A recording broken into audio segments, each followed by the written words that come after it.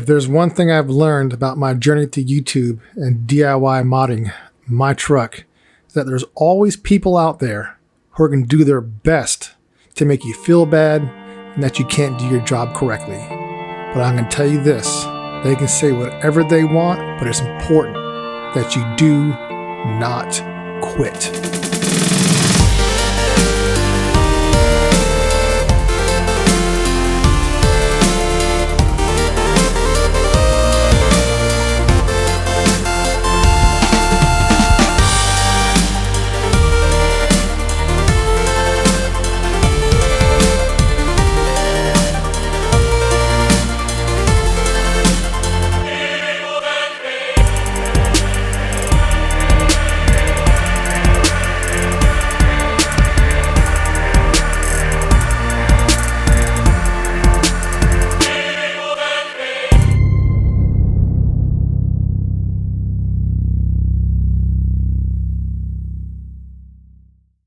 And to answer that question is, I do not know. It feels faster. I mean, the butt dyno said that it's ripping pretty good. I'll share those couple of pulls in a minute, but first let's talk about the exhaust and how I have it set up now. We'll listen to it and then I'll go to those pulls. So let me put the camera underneath the truck and then I'll show you guys what I did there. So basically all I did was, you saw in the past videos, I tucked the exhaust right here and then up.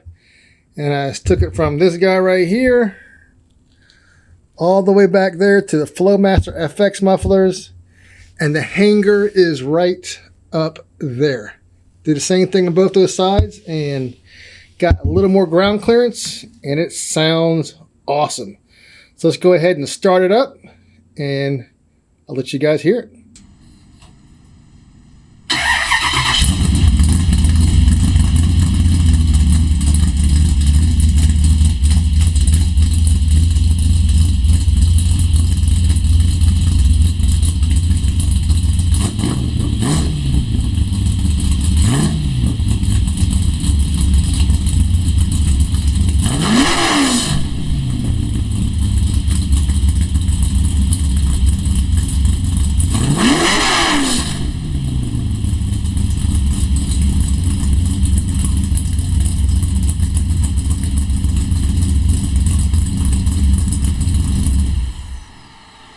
Well, I don't know about you guys, but I think it sounds pretty darn good. That's how I wanted it to sound. It still has a good bit of bark to it. Sounds good. Inside the cab, you're not going deaf. So definitely the way I have it set up this time is the way I want to have it set up. Now I want to go over something a little more personal. This happened to me last night actually. There was a gentleman out of the blue. Wife and I are on the couch. This just got back by the watching TV. Got our meal and someone knocks on the door. And I said, looked out there, I said, I have no idea who this guy is. So open the door, he starts saying someone in the neighborhood or someone I know or he knows said, come over to your house because you got a race car, you know how to work on cars. And at that point, you know, let me give you a little bit of back information about me. I grew up in a trailer park. There's nothing privileged about a trailer park. There is definitely a different atmosphere when you're growing up in a situation like that. So I had no money when I was growing up. Everything that I own now, I worked hard to get.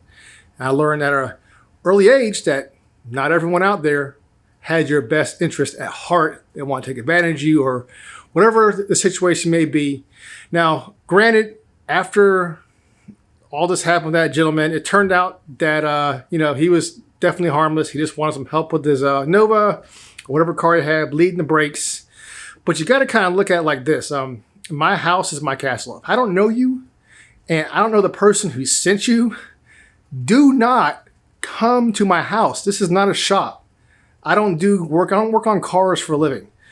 Don't show up to my house unannounced. I mean, I can be the nicest guy you ever met or I can be a genuine asshole.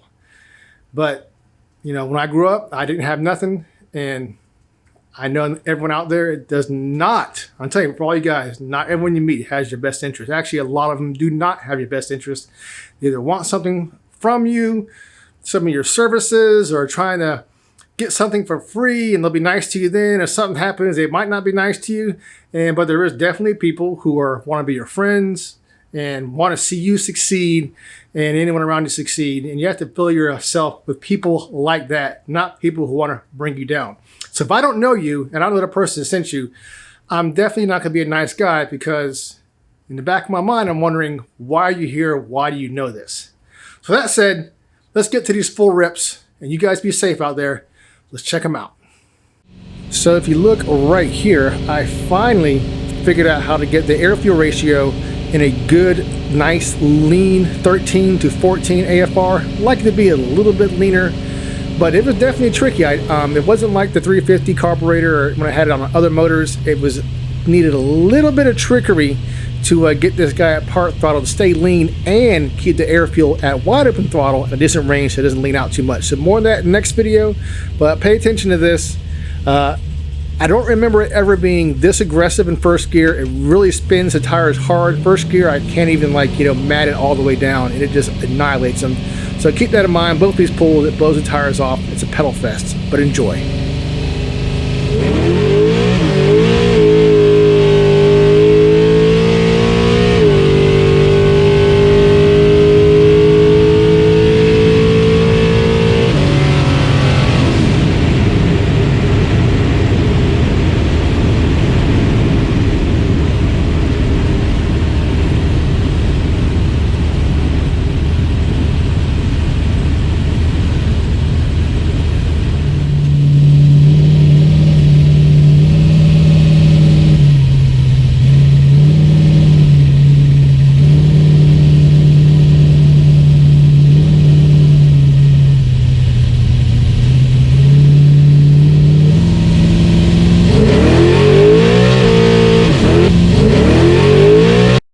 You guys silly? I'm still gonna send it.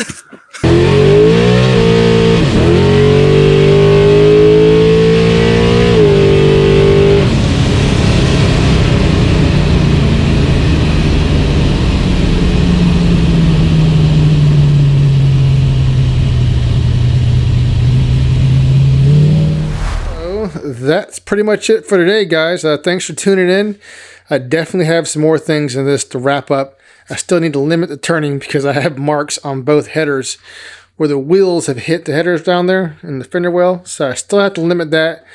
I'll show you guys that in an upcoming video, and I'll show you what I did to lean this guy out at part throttle, but still keep it, good and happy at wide open throttle, because you definitely don't want to lean out there. It's okay to have it a little lean at part throttle, but you have to keep it in a happy range when you're wide open, else you're going to hurt something.